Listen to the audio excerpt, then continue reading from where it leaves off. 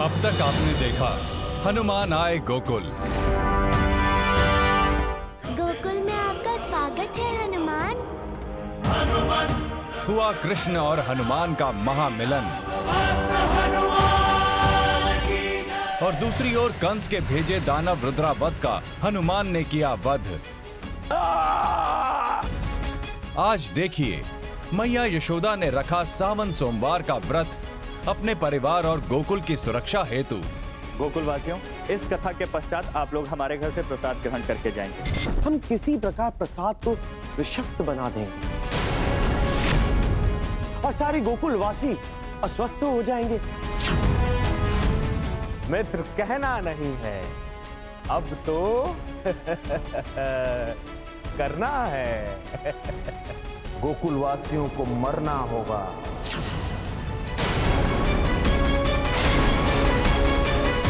क्या होगा अब, आइए देखें आगे।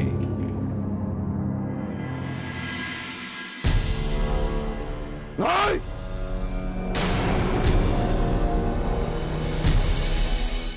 इस वानर ने रुद्रावत को समाप्त कर दिया। ये कृष्ण और रुद्रावत के बीच ये वानर कहां से आ गया?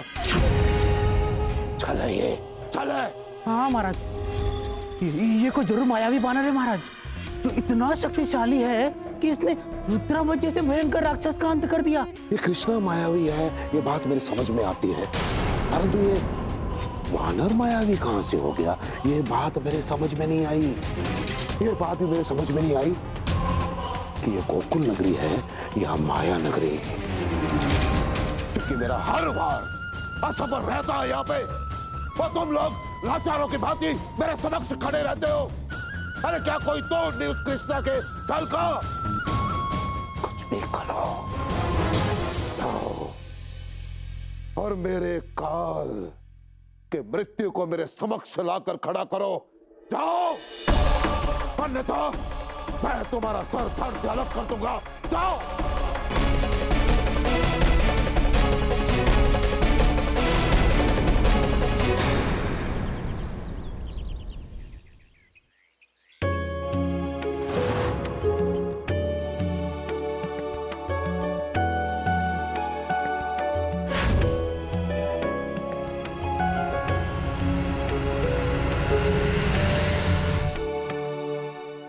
महादेव, श्रावण के प्रारंभ होने पर पृथ्वी पे हरियाली के साथ साथ चहल पहल भी बढ़ने लगती है।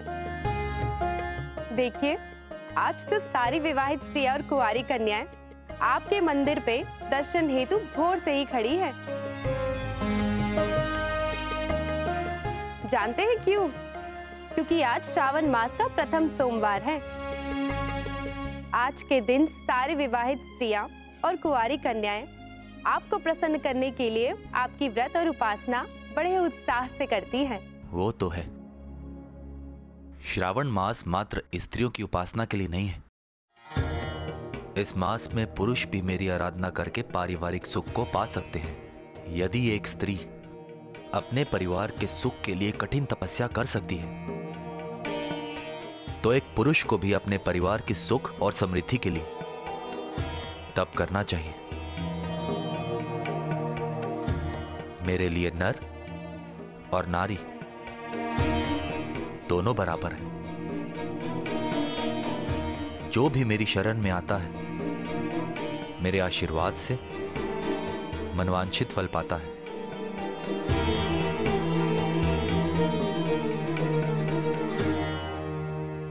देखो पार्वती, गोकुल में एक ओर मेरे पूजन की तैयारी चल रही है और दूसरी ओर कन्हैया भी घर लौट आए हैं। पंडित जी, ये लीजिए बेलपत्र। कान्हा,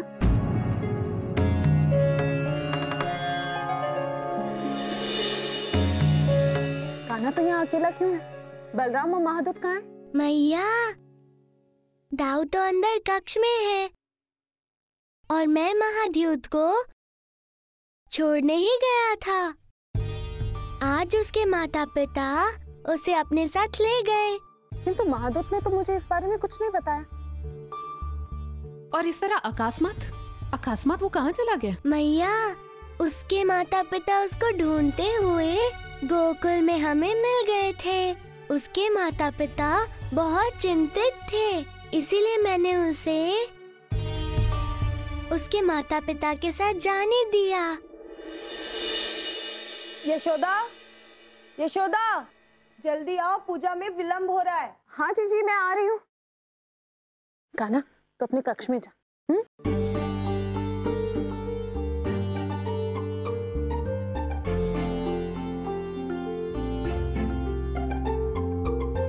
कान्हा, तुम ठीक हो ना? और हनुमान कहाँ है? अंजनी पुत्र आज पुनः अपने धाम लौट गए हैं। हनुमान के साथ इतने दिन जैसे क्षण भर में बीत गए। उनकी भक्ति और शक्ति दोनों ही असीमित हैं। हाँ कान्हा, हनुमान के साथ बहुत ही आनंद आया।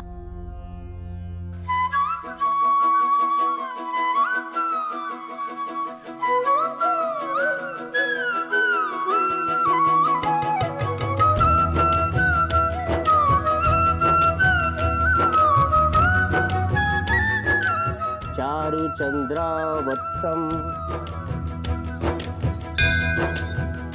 ओम नमः शिवाय। ओम नमः शिवाय। ओम नमः शिवाय।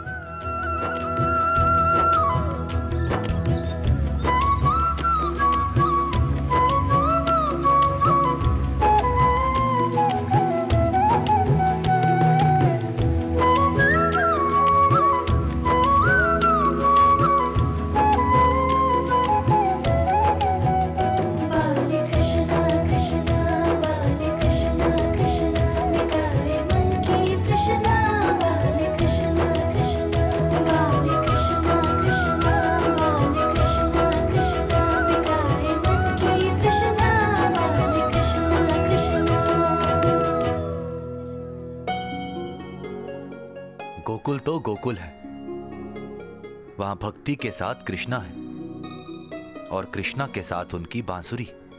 जहां भक्त मेरे लिए भजन गा रहे हैं और कृष्णा की बांसुरी उन भजनों में मिलकर मीठी मिश्री खोल रही है। परम आनंद पार्वती, परम आनंद। श्रावण के सोमवार का पूजन हम संकल्प के साथ प्रारंभ करेंगे। सभी लोग मेरे साथ बोलिए कि मैं संकल्प लेती हूँ। मैं संकल्प लेती हूँ कि मैं श्रावण के 16 सोमवार का व्रत, सावन के 16 सोमवार का व्रत पूरी निष्ठा एवं भक्ति भाव से रखूंगी। मैं पूरी निष्ठा और भक्ति भाव से रखूंगी। आइए, अब मैं आपको श्रावण के सोमवार की कथा का वाचन करता हूँ। सभी शिव का ध्यान करके इस कथा को पूरी एकाग्रता के साथ सुनिए। पंडित जी प्रणाम। आयुष्मान भव। आइए नटराज, हाँ बिल्कुल उचित समय पधारे हैं। आप भी सबके साथ बैठकर शिव की महाफलदायी कथा का श्रवण कीजिए। जी पंडित जी, अवश्य, किंतु सर्वप्रथम जिस कार्य के लिए आया हूं उस कार्य को निपटा लो। गोकुलवासियों, इस कथा के पश्चात आप लोग हमारे घर से प्रसाद ग्रहण करके जाएंगे। हमने छोटा सा आयोजन रखा है।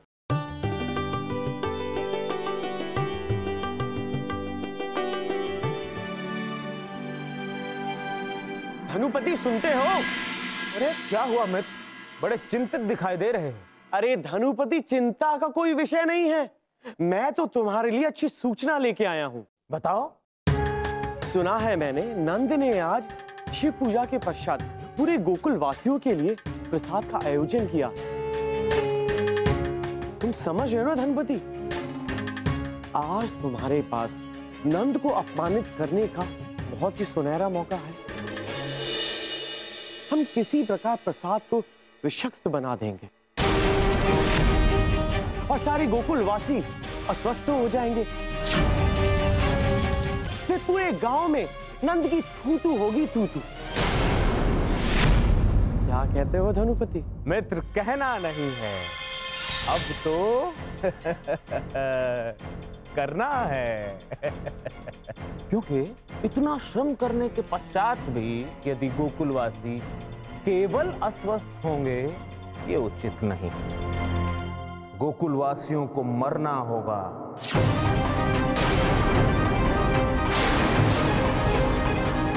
और उनकी मृत्यु का कलंक नंदराज पे आएगा।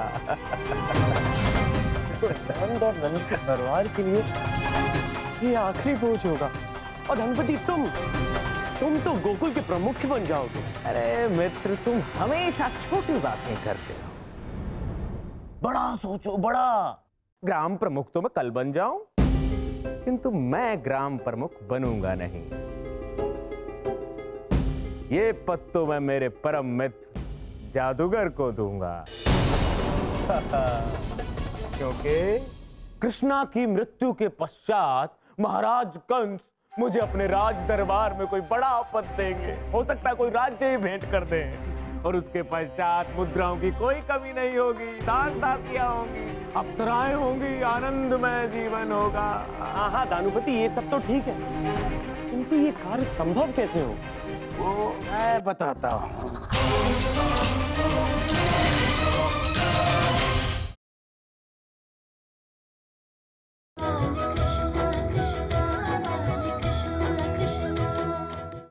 पंडित जी, कथा से पूर्व मैं श्रावण मास के सोमवार के महात्म्य के बारे में जानना चाहती हूँ। हाँ नंदरानी, अवश्य। आज से कई वर्षों पूर्व श्रावण मास में ही समुद्र मंथन किया गया था। जब देवताओं और दानों ने मिलकर एक साथ समुद्र मंथन किया तो उस मंथन से 14 दिव्य वस्तुएं निकली। और उनमें से एक था विष। सभी देवता और दानों में 13 वस्तुएं प्राप्त करने की कामना थी, किंतु विष को कोई भी लेना नहीं चाहता था। तब देवादिदेव महादेव ने उस विष का पान किया और पृथ्वी को उस विष के कुप्रभाव से मुक्त किया। विषपान करना भगवान शिव के लिए अत्यंत कठिन था। विष के प्रभाव से भगवान शिव का कंठ नीला पड़ गया और तभी से इनका नाम नीलकंठ हुआ। नीलकंठ देव की जय। इस प्रकार श्रावण मास को कालांतर से भगवान शिव का मास माना जाता रहा है कि श्रावण मास के सोमवार को जो व्यक्ति पूर्ण मन से भगवान शिव की आराधना करता है उसे किसी प्रकार का क्लेश नहीं रहता। अब मैं श्रावण मास की कथा आप सबको सुनाता हूँ। बोलिए भगवान शिव की जय। कान्हा कान्हा, आज हमारे घर में बाबा ने उत्सव का आयोजन किया है। रसोई घर में ढेर सारा प्रसाद बन रहा है। रसोई घर से बहुत अच्छी सुगंध आ रही है। अरे वाह, फिर तो वहाँ खीर लड्डू सब कुछ होगा। मुझे तो सोचकर ही भूख लगने लगी। बाबा ने कहा है आज पूरी बाल मंडली हमारे घर ही भोजन करेगी। अच्छा तो ठीक है, मैं भी अपनी मैया को कह देता हूँ कि मेरे लिए दिन का भोजन ना बनाए। चलो चलो। कान्हा, हम भी रसोई घर में देखकर आते हैं वहाँ कितने प्रकार के पकवान बन रहे हैं। मेरे मुंह में तो अभी से पानी आ रहा है। मैं और प्रतीक्षा नहीं कर सकता।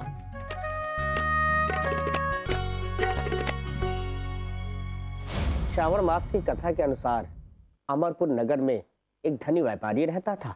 उसका व्यापार दूर दूर तक फैला हुआ था। नगर में उस व्यापारी का सभी लोग मान सम्मान करते थे। इतना सब कुछ होने पर भी वह व्यापारी अंतर मन से बहुत दुखी था, क्योंकि उसका कोई पुत्र नहीं था।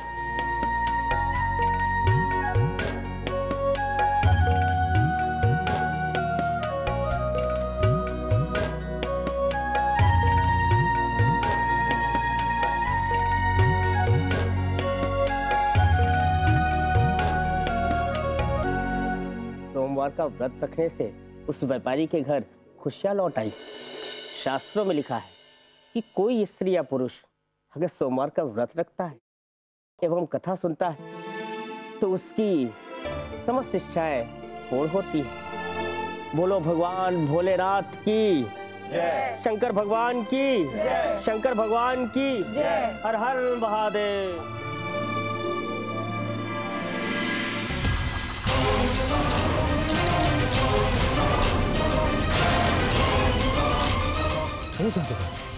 ये तुम नंद के घर के बाहर हमें क्यों ले आए हो?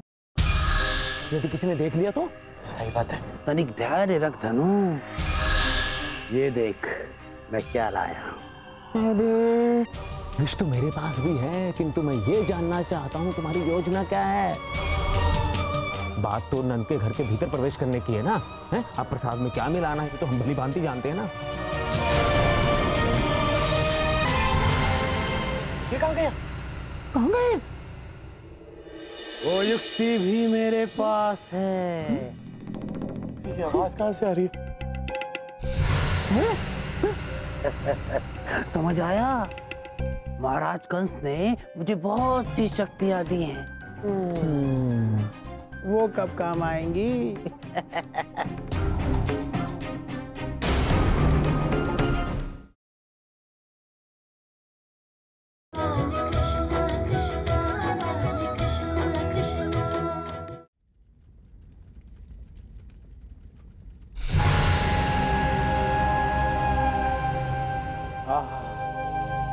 क्या सुगंध है प्रसाद की।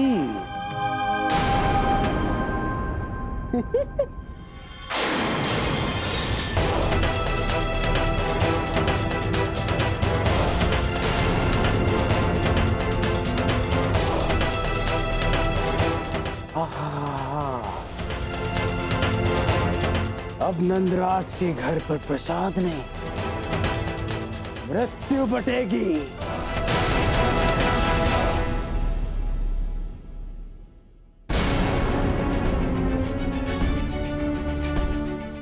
जय महादेव नंदराज। जय महादेव।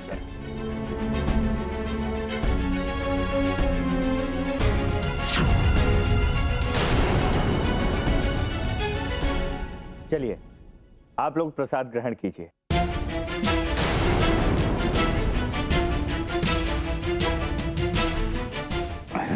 धनु भूल से भी प्रसाद खा मत लेना।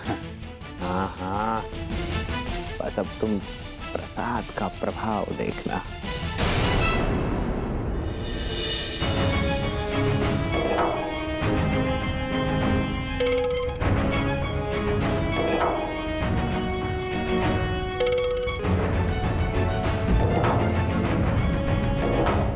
क्या हुआ धनु काका? आप तीनों प्रसाद क्यों नहीं खा रहे? अब वो हम घर जाके पूरे परिवार के साथ प्रसाद खाएंगे। अब महादेव का आशीष तो पूरे परिवार को मिलना चाहिए ना। हाँ, वो घर पे प्रभा भी प्रतीक्षा कर रही है।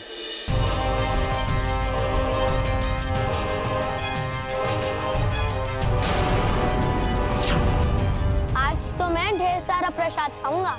हाँ हाँ, आज हम जी भर के प्रसाद खाएंगे।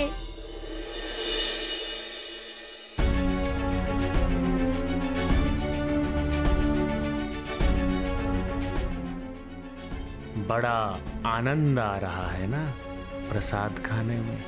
नंद के आंगन में आज शवों का ढेर लग जाएगा।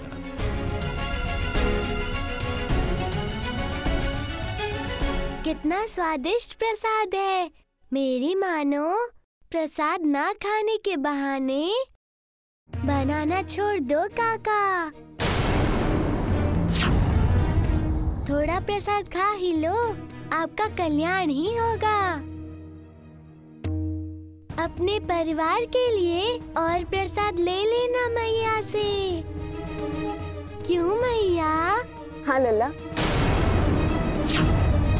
हाँ कृष्ण, हाँ खाते हैं। धनु हम बहुत बुरी फंस चुके हैं। अब जल्दी से यहाँ से निकल दो। प्रसाद ग्रहण के बिना कैसे निकलना है? तो क्या जहर खा लें?